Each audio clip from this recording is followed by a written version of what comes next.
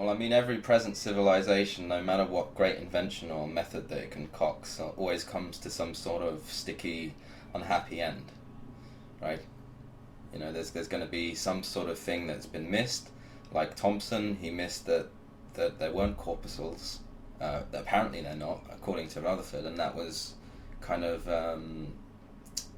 the scientific theory had to be updated, and that's, if you look at the present theory, there's always a resistance to new ideas, but ultimately the old ideas are revised eventually, right? And in a sense, that's what you're trying to do with the applications of the Tesla technology by showing it. Yeah, I'm trying to put things in terms of engineering, not theories. So it's a little out of place for me to, how would you say it? Completely adhere to the theory of Faraday tubes by J.J. Thomson, because it has some feeling of contrivance and whatever, but it does produce working results.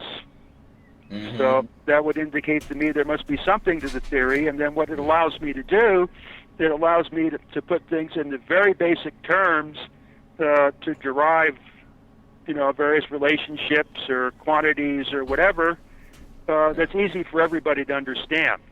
Yeah, the point is, even if Thomson didn't know what an electron was, it didn't stop him putting together a really useful piece of electrical apparatus. Well, now the thing is, what Thomson discovered, his electrical corpuscle, he did not regard as an electron. What Crookes discovered as a cathode ray, he did not regard it as an electron. So everybody's idea was different, and the idea of the electron today has absolutely no resemblance to the idea of the people that discovered it. That's kind of interesting, isn't it? I mean, if there's science, perhaps the science is in the contrast of these ideas rather than any particular one. I mean, it almost has it almost has the appearance of deliberate disinformation has been entered into these fields of knowledge to confuse people and perpetrate it. This perpetration in people's minds that electricity is electrons flowing in the wire. It's about as false as any statement could be. Because, I mean, isn't there electrons already flowing inside the conductor anyway? So you've got to take that into account. The conductor's moving on its inside. It's just moving randomly, which is why it's conductive, isn't that right? Yeah, the electrons are not carrying the energy. What they're doing is they're dragging on it. Yeah, they're moving in a random... They're the friction. They don't move with the flow of power. The flow of power moves too fast. Flow of power wants to move the speed of light. The electrons are hampering that. Right. And then the problem is the faster you try to move them, the more they fight it. So all of a sudden everything starts to become frequency dependent, and the electron produces massive complications in transmission engineering. It was best if it just went away. Yeah, well, that's why the physicists invented things like electron mass and elimination of self-energy or something. It's called something like that. So I basically have managed in electrical work. Now I can't do this with vacuum tubes, but in electrical work, I've completely left the electron out. There's no reason for it. So no reason for the electron whatsoever.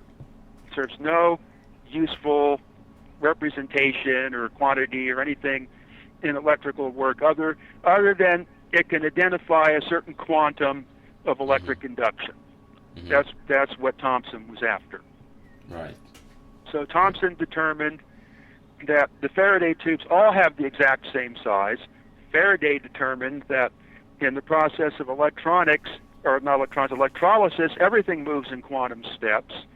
So it became obvious that electricity, with regard to its constitution and form in the ether, is a quantum process. Now, whatever these other people have run off and done with it serves no function in electrical engineering, and nor do they contribute in finding, the exact numerical values of these things to electrical engineering. They exist in opposition to electrical engineering. So basically, it doesn't go anywhere.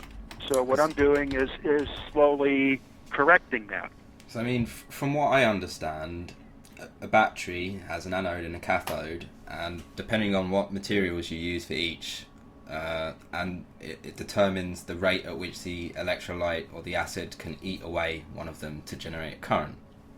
But also, well, the rate of eating is determined by the flow of current, but if there's no flow of current, there's no rate of eating.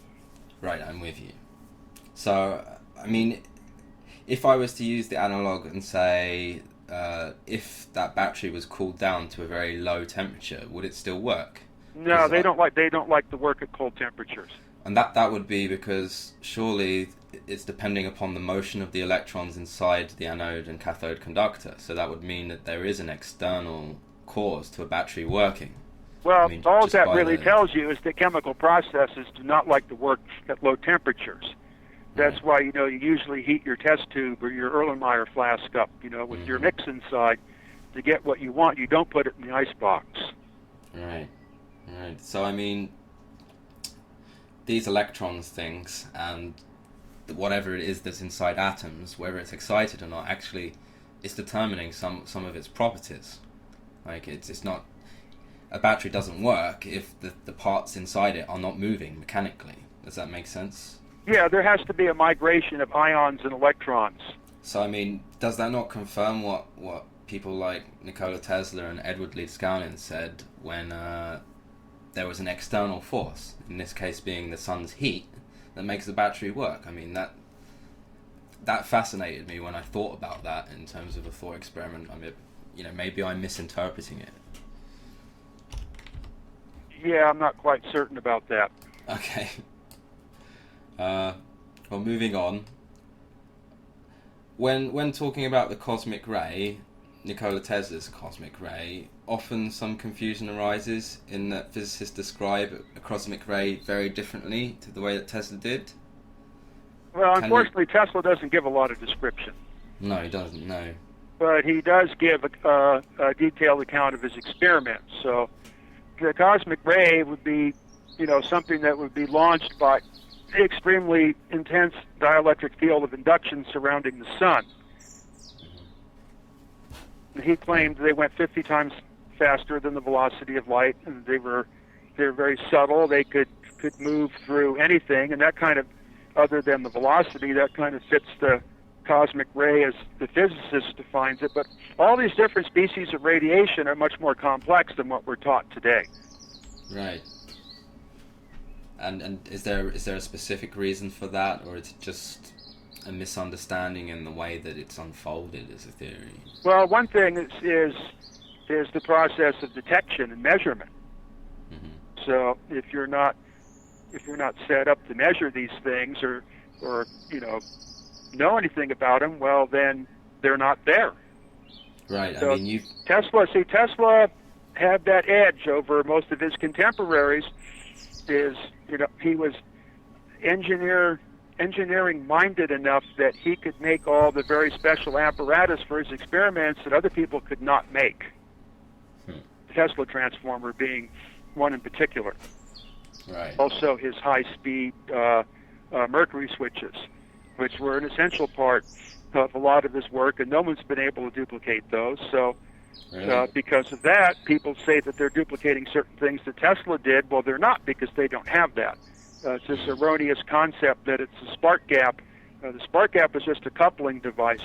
The actual disruptive discharge process is controlled by an extremely high-speed switch made out of mercury in the turbine with blades that would interrupt the current.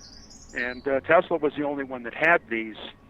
And unless somebody can make those things today, which no one seems to be interested in and no one even knows about, a lot of what Tesla was doing cannot be duplicated. Even though the transformer windings and everything are the same, the waveform fed to them is not. The way that I see what you're saying. So Tesla was looking at it kind of one step beyond just the device, but the way each part of the device worked. Yeah, he was a very good engineer. And, he could turn his ideas into a very well-engineered physical device. And he was, an avid experimenter and guided by intuition and, his own voodoo. That's what allowed him to build devices that could detect things and do things that none of his contemporaries could, and then, accordingly, he's going to be ignored by his contemporaries because they can't duplicate his experiments. Yeah. Then, then naturally he gets, passed off as a nutcase because no one, was able to duplicate his experiments or knows what he's talking about. Yeah, and I mean, the famous one would be, or the most notable one would be that radioactivity has an external cause. I mean, that boils the blood of nuclear physicists all over the world. Yeah, well, to me that makes sense, but then, the internal breakdown concept also makes sense, but in all probability, both are in effect. Well, I mean, if it's like you say, and that all of the internals... The Tesla rays were not of the same constituency as the various rays, the alpha, beta, and gamma that are talked about today. And there's something going on with X-rays that's a little more sophisticated than what's understood. So if Tesla had some means of generating very special rays, and these rays had the same properties as some kind of very occult ray, that comes in from outer space and bombards the Earth, then he's going to be able to make these things happen. And Tesla, I wouldn't believe that Tesla would be such a person to make a lot of claims about stuff unless he had some level of experimental verification. That's one thing you could say about Tesla. He did like his custom experiments. He did a lot of experiments, and that's the same thing with Steinmetz, too. And that's one thing that makes Steinmetz's work particularly valuable, because he's not going to get out too deep on a theoretical end because, he determined most of this stuff, experimentally in his laboratory, proving his equations. And that was some of the reason why he was getting flack from the physicists, is because, Steinmetz was determining stuff by empirical methods and, using mathematical shortcuts and stuff, and which came up with, completely working theory, and, accurate calculations were possible, but the modernistic scientist does not like that approach. Everything's got to be done strictly from a sea of equations, and then turned into some experiment way down the line, rather than some experiment initiating the equations. The equations are initiating the experiment, so it's the so-called tail is wagging the dog. Yeah, exactly, because, you didn't have the equations until someone had put together or contrived an experiment, first of all.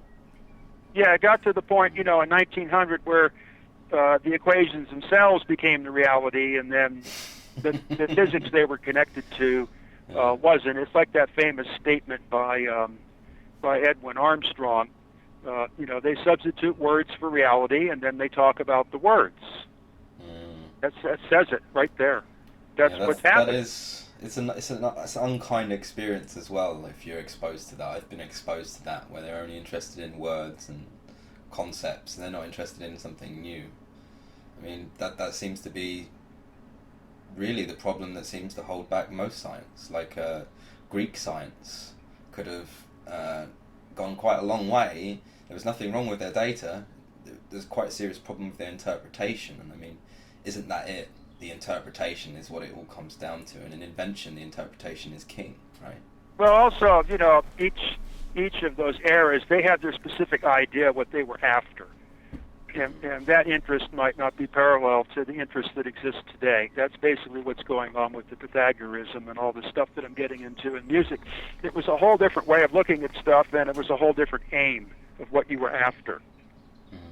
That has no relation to the interests and aims of today. Yeah.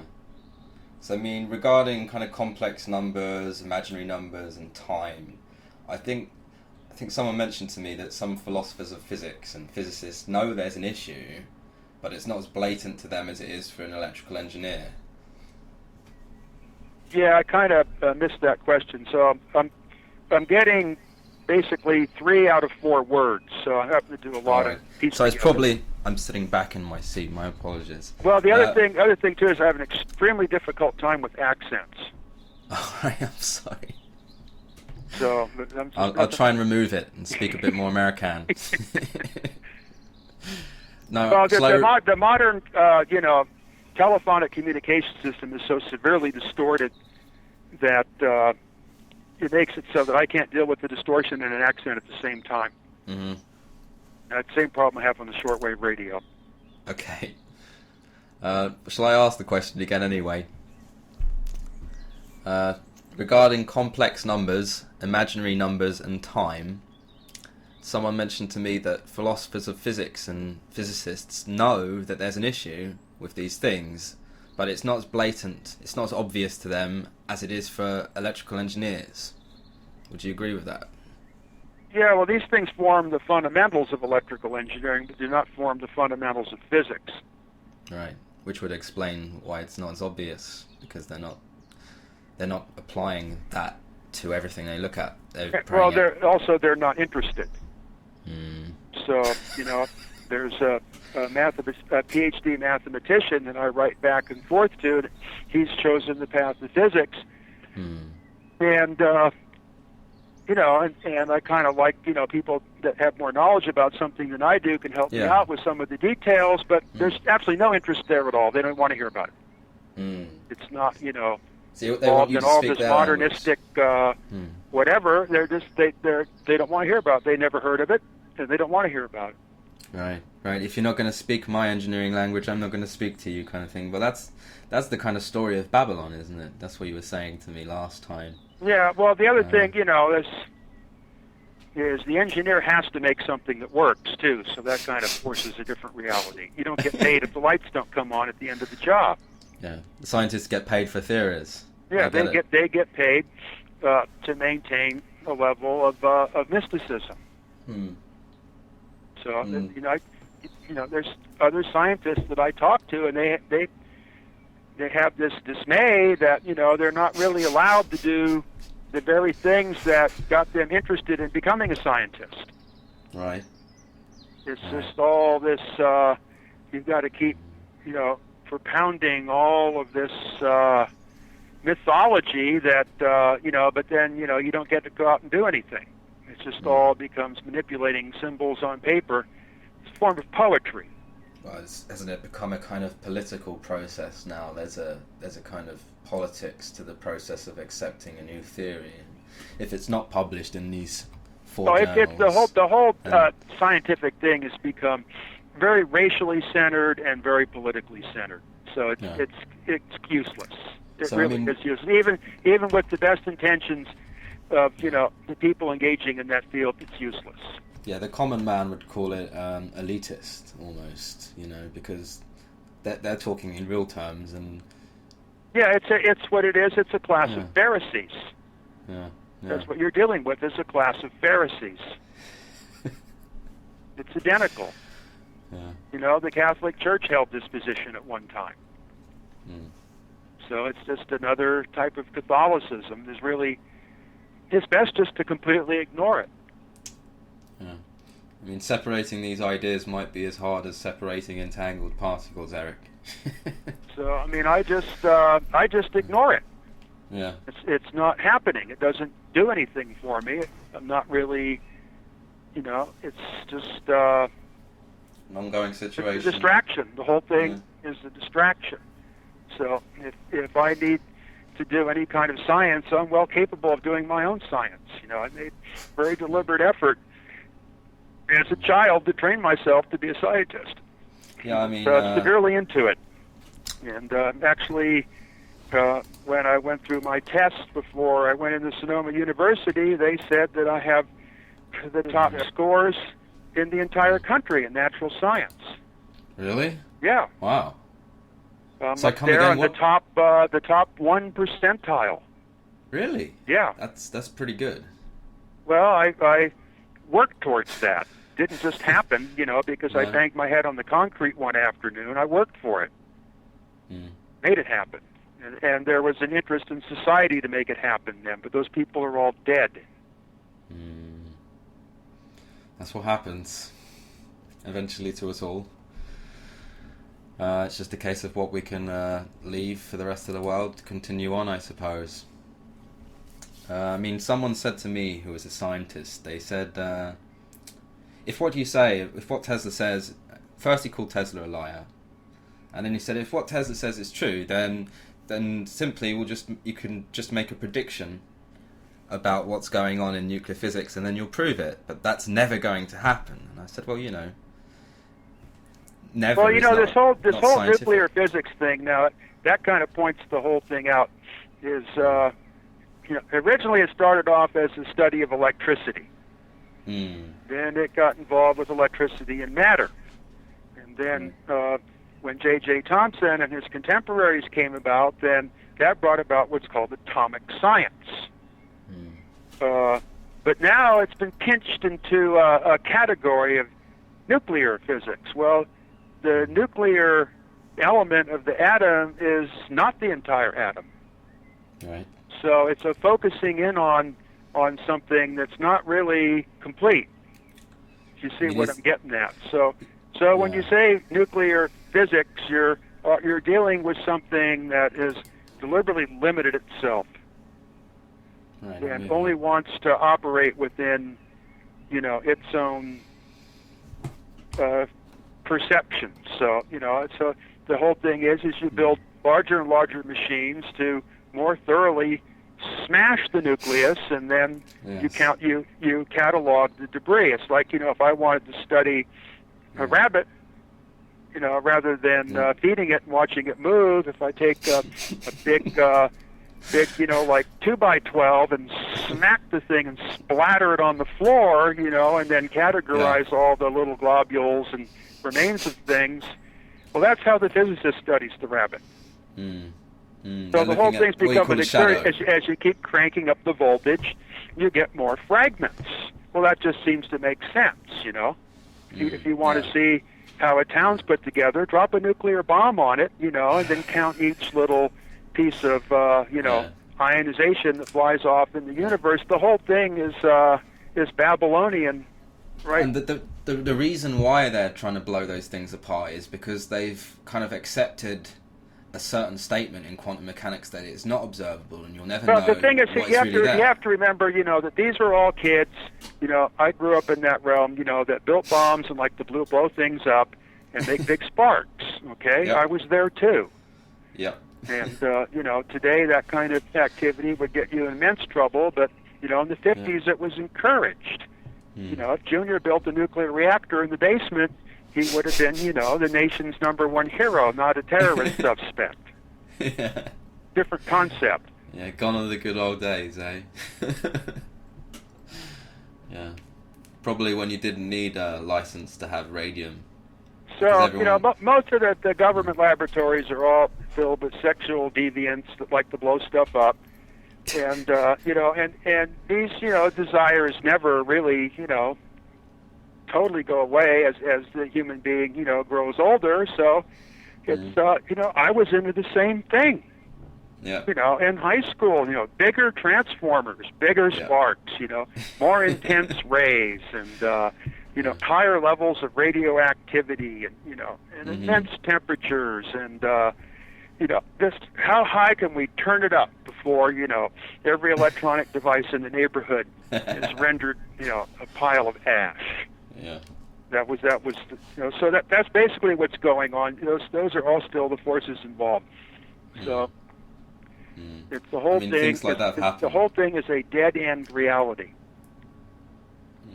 That's what I'm saying. The best thing to do is to completely ignore it. So what's the way forward then? What's the way forward now? Well, the way forward is like what I'm doing, is to put all the pieces together into something that makes sense and is usable. And you've done that several times, and you've shown people. Well, I have to do that as an electrical engineer. So that's, and you like doing it.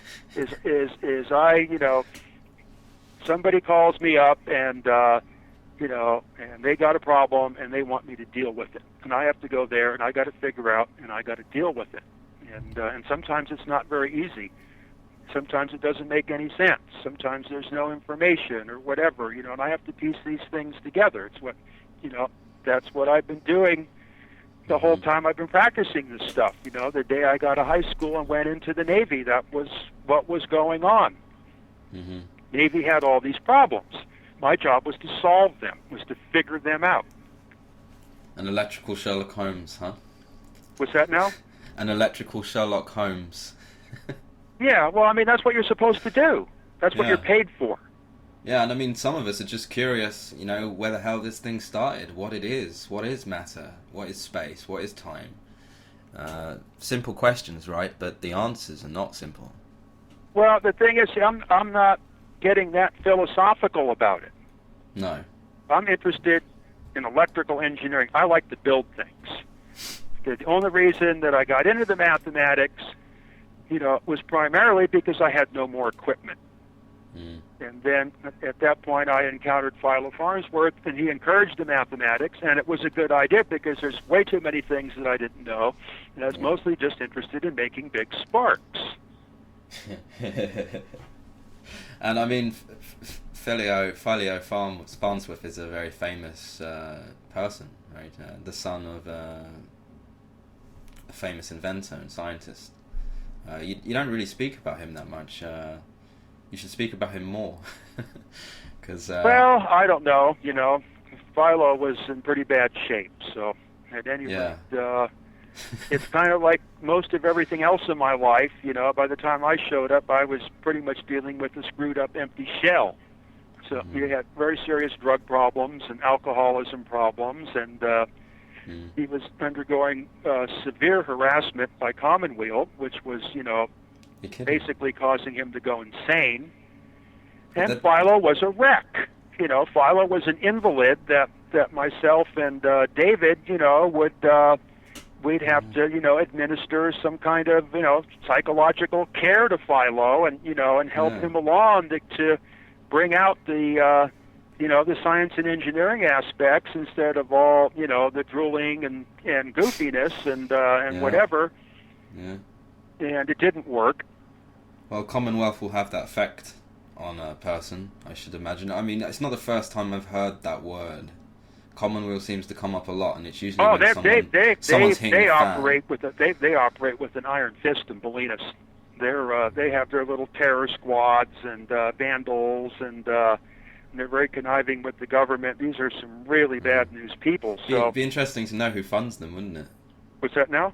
It'd be interesting to follow the money and see who the hell is funding these people. You're kidding? Yeah, Rockefeller. You've done that? Oh yeah, these people came and squatted in my house, so I did have the opportunity to learn a lot about them. Yeah. Yeah, well, it's a Rockefeller thing. That's quite serious. It's kind of an occult organization. Its aims are definitely nefarious, primarily to continue to advance the decay and destruction of the whole cultural base that is what's behind everything that we're talking about. So, they want to get rid of all that. Commonweal is supposed to be an environmental group, from what I understand. Yeah, that's why they threw all the PCBs of mercury over the cliff. Right. Contaminated the high school kids that smashed all the equipment. They're very concerned about the environment, so concerned about the environment that you never see them outside in it. Yeah. They're a racial, political think tank is what they are. I see. So, I mean... They're a think tank. They are basically the ghost writers for the Al Gores of the world. Right. So, I mean, in this case, an environmental group being used for commercial purposes would be like a serious misuse of influence, to use another environmental organization in order to achieve commercial or social objectives is a crime, surely. Well, the thing is, it's a criminal's world now. They can operate with impunity. There's nothing you can do to these people. They control the world. They decide what's going to happen. There was the voodoo. That's something they don't have control over. And they got some really nasty voodoo burns out of the whole thing. And it did a lot of damage to them, but they're still operating. Yeah. Until the people that feed off of it die, and then it will no longer exist because there'll be no need for these people to feed off of us or feed off of the world anymore and use the world as their jack-off for their twisted fantasies, whatever they are. Yeah, I mean, it's a sad situation when you need a group like an environmental group like Commonweal to keep science and engineering achievements in check. I mean, that's a serious Well, thing. they're not an environmental group. They're a social policy organization. All right, I see. I see. Maybe this is what happened to Tesla. Maybe it was made so that he would look silly in newspapers, and that he would be articles would be written intentionally to kind of bash him for talking about electrical medical treatments and stuff like that. I mean, I remember Tesla wrote, and he was seriously wounded from the kind of things that people were writing about him. There does seem to be a correlation between great inventive genius and character assassination, and I think that's just worth covering in itself, because how many times has it happened? Look what happened to Wilhelm Reich. Yeah, well, Wilhelm Reich kind of teased the situation too, and so did Tesla. That's you always have to remember there's kind of a double element to the thing. So, Wilhelm Reich did get a little bit hysterical towards the end there, but then he was dealt with rather harshly. There's others that you don't hear about. Royal Rife, in particular, was one. Royal Rife managed to use the concepts of Tesla's beam tube to to basically solve the cancer problem, and developed a unique microscope that completely he was banned, right? completely defied the optics concepts that the physicists and the Einsteiners would want you to believe, and they just beat that guy into the ground. Yeah, they banned it all, didn't they? They dragged him through court and slandered him and whatever, and they just basically destroyed him psychologically. But the same thing happened to Galvani, and same thing happened to Galileo. So he was chased. Yeah, Galileo, was eventually, imprisoned and went blind and just rotted to death. Some of his other contemporaries were burned at the stake, and that just seems to be the same thing with Pythagoras. Pythagoras was murdered too. Don't forget Da Vinci. He was chased down the streets of Rome, or just because he believed that a plane could fly. So I don't know. It just seems to be what goes along with the knowledge gaining process, finding answers to the so-called unknown. There's always someone who doesn't like it, and they just don't want it. I think Wilhelm Reich kind of summarized. Yeah, I mean that can happen just sitting in a restaurant, Yeah. Somebody glaring at you while you're eating because they don't like your looks or the way you're eating. Yeah. So yeah. The human race is a self-destructive species. Yeah. Very opinionated. The bottom line that the human race strives towards, the accentuation of the degenerate and the attenuation of the organic positive growing element, and that's why the human race is a terminal species. It's in 100 years it won't exist anymore. It's gone. Destroy itself.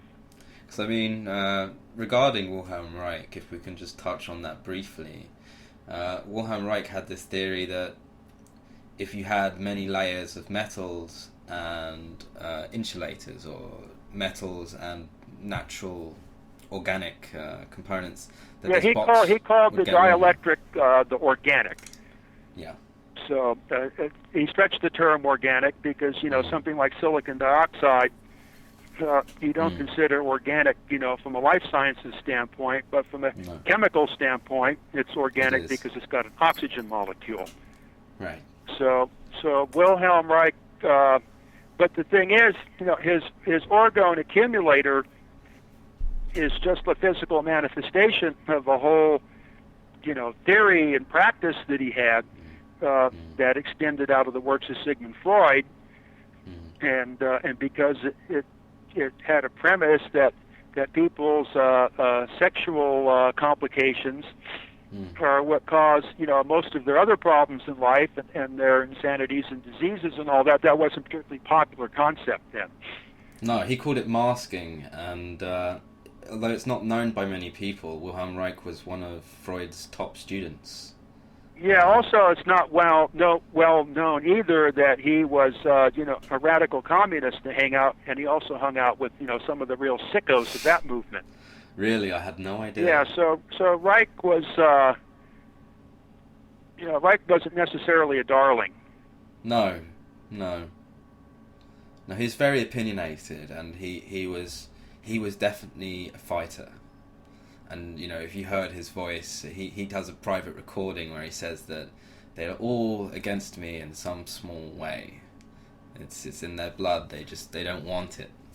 And he goes on, and it just kind of reminds me of one thing that led to complications for him was moving out of the field of psychology into that of the physical sciences and life sciences by applying his functional thinking and psychology to physics problems and situations like that. Well, then that just got everybody all upset, because you're not supposed to do that in the Babylonian world. Everyone's supposed to be off in their own little tunnel, and you're not supposed to step outside of it.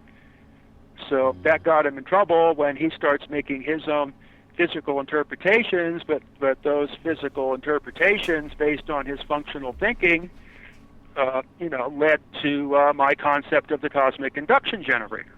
So really? That says something about it. Wow. And I happened to be reading, when I put this thing together there in Bolinas out at RCA, I was at that time reading his book Cosmic Superimposition, and I was seeing what was in the book happening on the workbench in front of me. And it was quite stunning, and there was some Reichian people that were there that Commonweal had brought in to give the appearance, that they were actually doing something useful. And these people were quite flabbergasted by what they saw, that I was actually able to produce these, Reich's theories in the laboratory, and also the orgone accumulators that I constructed for the Gartners and Bolinas worked quite well. Well, that's amazing. I mean, that's what it boils down to. Because Einstein actually visited Wilhelm Reich. Well, I think Reich went to Einstein for some clarification on why the temperature would rise inside the orgone accumulator, and of course Einstein didn't even want to get near that. No, he didn't like the idea at all. No, well, it's repulsive to Einstein. Who's this guy, and why is he coming into here? And all that kind of stuff. So I mean, I did stupid things like that when I was young too, before I realized that you can't get anywhere with these people, and it's best not to talk to them at all, because you let them know about you, and they're going to come try to screw you up. Yeah. So Reich never learned that, until finally he whips the thing up with this confrontation with the Air Force, and that's what got him eliminated. So. Right. So he was his orgone shooter, as he called it, or whatever. This organ pipe looking thing that would cause orgone flux. Well, after World War II, there was this sudden growth in the appearance of UFOs. Well, that made sense because the Nazis had developed that stuff, and then the phone company and the Air Force were putting that stuff together here in the United States. He was interpreting as aliens because the disinformation that they put out was that these were alien craft and whatever. So his orgone projection device would disrupt the operation of these things. So he was writing the Air Force, that he was in a war with aliens and all that. Well, he was in a war with the Air Force, and they threw him in the brig, and that's where he died. That was the Wilhelm Reich. Yeah, he died in an FBI jail, didn't he? Yep. A heart attack. Yeah, that things. Reich just wasn't thinking about stuff, And, I know that from from younger years, engaging in these kind of conflicts and stuff, and it's not a good idea. It always results in disaster. So it's best not to say anything to anybody. Yeah, I believe you. I mean. There are other applications of the Tesla technology than just the seismic warning system, or shooting down UFOs and stuff like that. I mean, Tesla believed in interplanetary communications, and he said that it was only a matter of time. At the moment, we have the search for extraterrestrial intelligence. I don't know if you've heard of SETI, but that's another.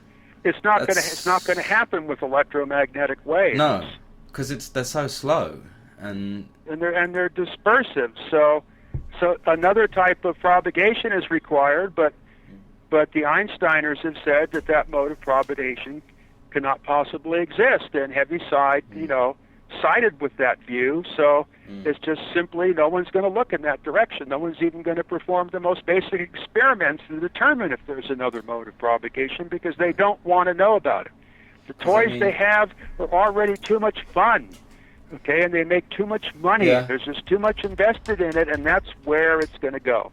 So they're going to spend billions of dollars every year listening to white noise from outer space and making some kind of goofy interpretation of it's the echoes of the Big Bang and call that the music of the spheres. Well, it's setting off dynamite in a cathedral. It's not music. No, I completely agree. And I mean, just a couple of hundred years ago, the idea that people would be talking instantly from point to point, from Japan to America, or from Europe to America, was almost a joke. I mean, they wanted to put Marconi into an asylum for even suggesting the possibility of wireless. I mean, not really. Marconi did not get that level of opposition, and ever since Hertz proved Maxwell's idea, propagating electricity through space, everybody was hot on it. Yeah, so, but I mean, just like several hundred years ago, nobody would have accepted the ideas of Hertz or Maxwell.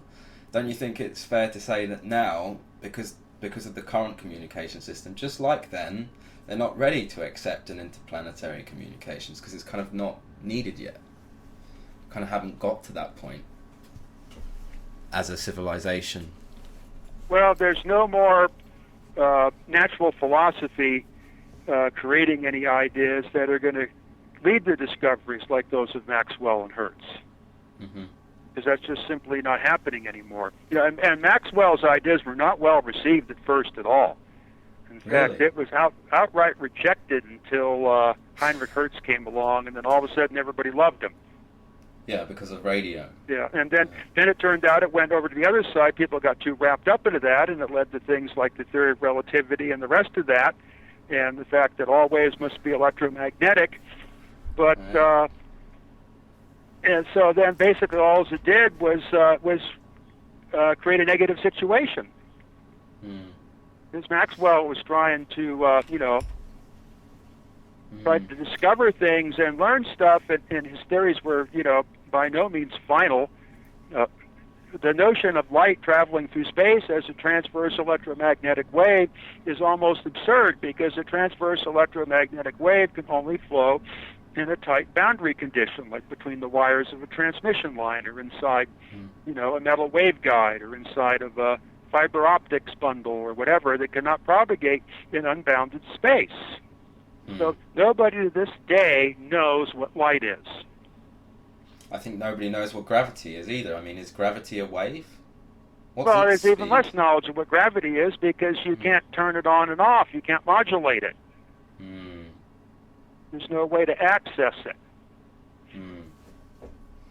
So, I mean, that's interesting. I mean, if gravity does travel instantly, there you go. You've got your waveform. You've got a natural... But until gravity can be modulated, there's no reason to even talk about it. Right. It's just going to be a theory because you can't study it. You can only study its residual effects, but you can't study its actual nature. So you can theorize forever. Well, theorizing doesn't produce anything that works. No, that's true. You've got to build it. So you have to have some way, to be able to experiment with it or do something with it. So light lends itself a little more to manipulation because you can modulate it and you can direct it.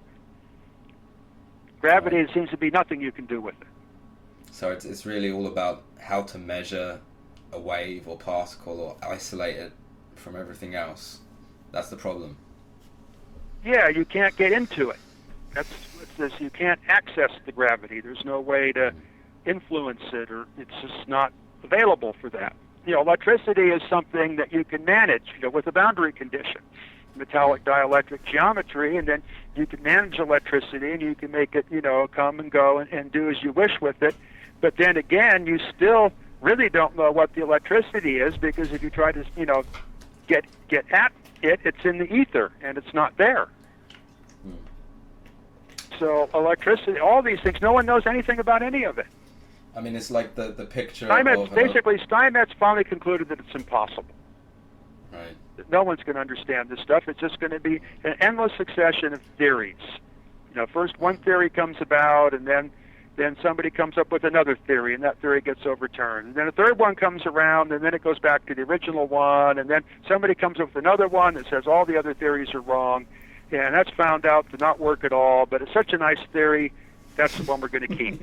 Yeah.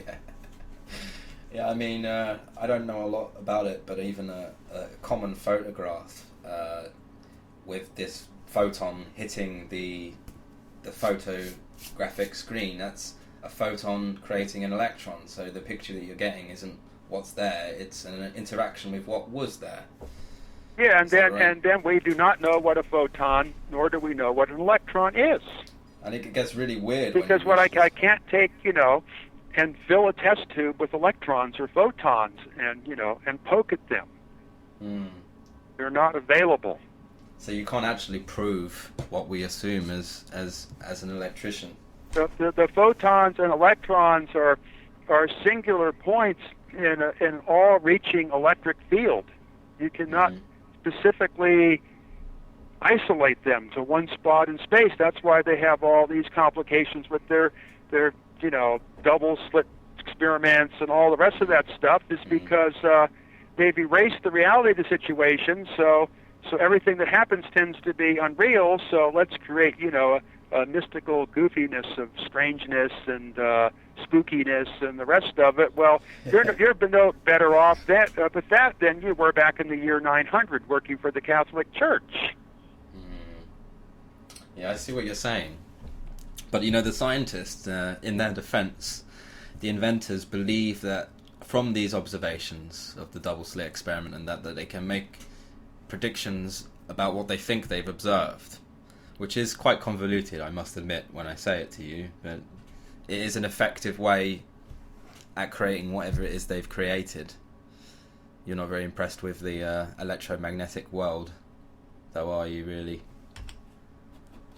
I just see it as they're confusing themselves by not taking the full, array of aspects of what they're dealing with in. I mean, would you be prepared to show these scientists the telluric system when it is complete? They have no interest in it. If I engage myself with those people, they would try to figure out some way to wreck it. Right. So I see. There's no point. I went through all that. We've already talked about that. There's no point in getting involved with these people. The best thing to do is to stay away from them. Okay. So the people that I'm after are, the people that run the utility companies and other engineering outfits that are into specific realities. And what I've made is constructed in their dimensions and units, so there isn't any problem. I'm with you. So I have no interest in engaging in the so-called scientific world whatsoever. No, I could tell from your voice. I used to be much more chatty with scientists, but I have noticed that they are just out to get you. And then the whole philosophy, that we've kind of been, running in circles with now for a while. I mean, that's the stuff, in the hippie days, you'd all get there, you'd all get stoned in the living room on the couches that you got out of the dumpsters, and you slithered out of your head, and you would just ramble, all philosophical insanities, and it was so much fun, and at 4 a.m, you go off and go to sleep, and you wake up, and it was like it never even happened. So basically, I don't, I'm not...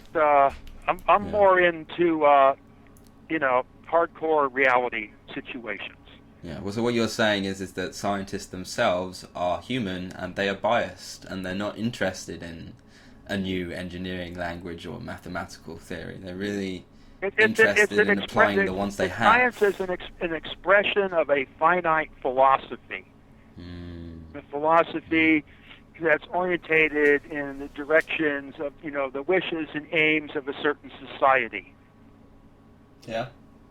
And I think the point is that science and engineering must have some must be influenced in some way by politics and science, by politics and social change. It's all racially and politically orientated, the whole thing.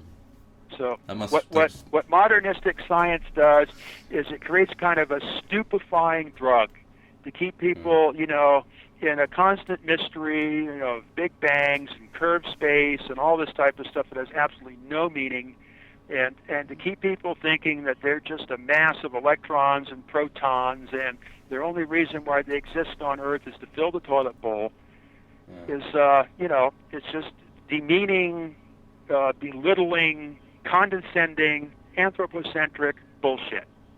Yeah, I mean, it is a stretch of an assumption, isn't it, for Einstein to say that gravity curves space when the actual waveform of gravity hasn't been isolated or understood. I mean, that's a jump. That's a jump. He makes the jump and then he works his way back like all inventors do. Well, the whole thing was some kind of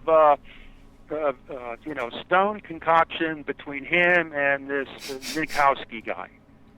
Right. And they picked up the modern wave, and they were intent on destroying a previous way of thinking, and coming up with their own, kind of just like geocentricity, their own goofiness, that the speed of light is the center of the world, the center of the universe, and all this type of stuff, and make their own little shrines and religions and followers out of it.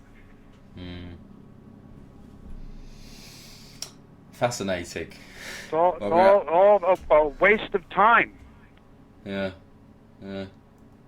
What I meant was, it's fascinating how lost we actually have become through new inventions. I mean, I know what the inventors think. They think that every time something new is invented, that's a good thing, and that eventually some inductive thinker will come along and say, oh look, there's another 6 inventions that contradict this one. What's going on? So, I mean, from what you say to me, you think very much inductively. You'll look at the many different interpretations of the different inventors and theoreticians, engineers and scientists, and then you'll make a decision for yourself what you think is going on, and you'll contrive your own idea about it and write it down. Well, for me, it has to turn into something that works. That's what I'm after. So, I have to build things that work. I have to keep other people's stuff working. Now that I've become like an educator and writer and what have you on this stuff, I have to present, geometrical and algebraic relationships that actually work. There has to be something, that the common person can understand. If it's just going to be lost in all this abstraction, nobody's going to get it, and it's not going to do anything for anybody. I can theorize forever, about what goes on inside metal conductor, but at any rate, that theorizing was done as enough that needed to be done by J.J. Thomson and all these other people, so I'll just use their work because it created something that actually, produced a useful output. So because of those people, we have radio and electronics and all these type of things, is because what they conceived of worked, and then the Einsteiners just layered their fantasies on top of the stuff and confused all of it, and really haven't produced anything that works. I mean, for those who don't know, Thomson would have been the one that achieved the alchemical dream of transmuting an element. Was it Thomson was not in alchemy at all. Newton was into that. Right. I was trying to think, who was it who first used a vacuum tube or similar apparatus to transmute one element and add an electron to make it another element? Well, that would be the people that followed Thomson. Yeah, maybe it was Rutherford. Rutherford, I think, was the guy. So, like I say, after 1900, I just dropped the whole thing. Yeah. So so did Tesla. The system of knowledge that was put together prior to 1900 is everything that's really needed in electrical engineering. Now, for something else, I can't necessarily say that. People claim, the telephone company's development of the laser and transistor, came out of a lot of these quantum physics concepts and what have you. And if they produce something that worked, well, then that's something to say for it. But then I'm not into that field. No. What I'm into is an ether technology. Electricity is an ether technology. It is not a matter technology. Right. So right. it's ether-based. Is this relating? The matter doesn't really enter into the equation. It's just kind of, it gets in the way of things. That's how it operates. It's not part of it. It gets in the way of it. It's a boundary. Right. So it's like I can have copper wires or I can have aluminum wires on the utility pole, okay? But when I short circuit the end of the line, it's going to be the same force pushing against the wires, whether they're copper or whether they're aluminum. So the mass is not part of the equation. It's the momentum of the ether that's part of the equation. That's what's pushing on the wires. Right, and that's the thing that's missing. That's what's been erased through this spookiness or action at a distance or curved space. But those are just mathematical statements. They have no reality. Yeah, they're invented. They're just contrived. It's purely mathematical. It has no connection to reality. There's nothing there. There's no physical dimensions. No. It's like you say, they look at the shadow and then they use the shadow to confirm what's there based on how they think it works. These people back in 1600, okay, like Silberman, for example, could build a 15,000 pipe organ in a church. 15,000? And they could proportion all the pipes of those organs into a giant analog computer that actually fit with the physical dimensions of the church. Each valve on each pipe was mechanically controlled from a giant switching matrix and a giant keyboard. Now, somebody in 1690 or whatever built this thing, and it worked. And nobody can do that today. Yeah. I don't care what kind of computer programs or what kind of knowledge they have. Now, how could these people do it? No. From experience, I suppose. Well, somebody had to figure it out. Yeah. It just didn't, the people from Mars just didn't drop one of these off in a church, and then it was going to be, the Japanese industrialist is going to reverse engineer the thing. It's not, didn't work like that. No. And then, then how, and then further back, how could these, ancient Egyptians, form and move all of these giant rocks, with no giant coils or capacitors or, motors or, it's mechanically impossible. It's got to be... But they did it anyway, and they didn't use energy. They used their mind. But they were regarded as ignorant, ancient savages. But ultimately, they didn't really need or want any of the stuff we have now, and ultimately, we don't need or want it either.